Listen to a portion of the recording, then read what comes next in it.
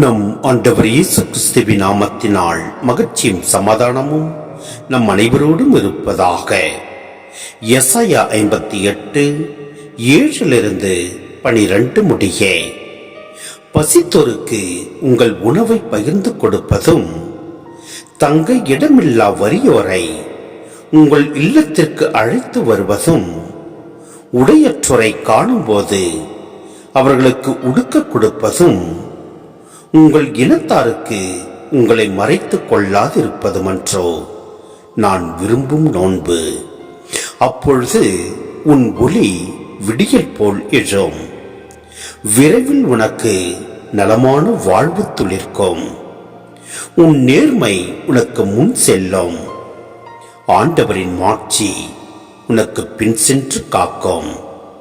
அப்போது நீ ஆண்டவரை மன்றாடுவாய், அவர் உனக்கு பதிலளிப்பார். நீ கூக்குரல் இடுவாய், அவர் இதோ நான் என மறுமொழி தருவார். உன்னிடையே இருக்கும் நுகத்தை அகற்றிவிட்டு சுட்டிக்காட்டி குற்றம் சாட்டுவதையும் பொல்லாதான பேசுவதையும் நிறுத்திவிட்டு, பசித்திருப்போருக்காக உன்னையே கையளித்து வறியோரின் தேவையை நிறைவு செய்வாயானால் இருள் நடுவே உன் ஒளி உதிக்கும், இருண்ட உன் நிலை நண்பகல் போல் ஆகும். ஆண்டவர் தொடர்ந்து உன்னை வழிநடத்துவார், வறண்ட சூழலில் உனக்கு நிறைவளிப்பார், உன் எலும்புகளை வலிமையாக்குவார். நீயும் நீர்ப்பாய்ந்த தோட்டம் போலும் ஒருபோதும் வற்றாத நீரூற்று போலும் இருப்பாய். உன் மக்கள் பண்டை நாளிலிருந்து பாழடைந்து கிடப்பவற்றை உன் மக்கள் பண்டை நாளிலிருந்து பாழடைந்து கிடப்பவற்றை கட்டி எழுப்புவர். தலைமுறை தலைமுறையாக உள்ள அடித்தளங்களின் மேல் கட்டி எழுப்புவாய்.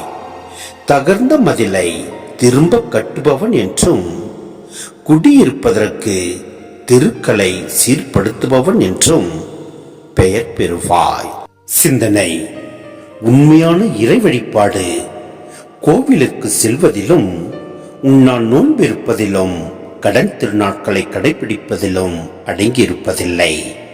மாறாக ஏழைகள் எளியவர்கள் மீது இரக்கம் காட்டுவதிலும், வலுவற்றவர் ஒடுக்கப்பட்டவர் சமுதாயத்தின் விளிம்புகளில் வாழ்பவர்களுக்கு உதவி புரிதலிலும் அடங்கி உள்ளது.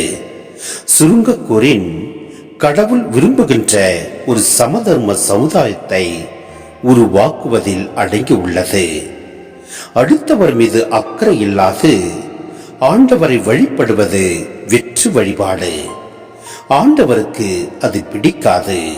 எனவே நம் ஆண்டவரில் நம்பிக்கை கொண்டு, ஏழை எளியவர்கள் மீது இரக்கம் கொண்டு, நம் அனைவரிடத்திலும் அன்பு கொண்டு வாழ்வோம். எல்லாம் வல்ல இறைவன் நம்மை நிறைவாய் ஆசீர்வதிப்பார். ஆமென்.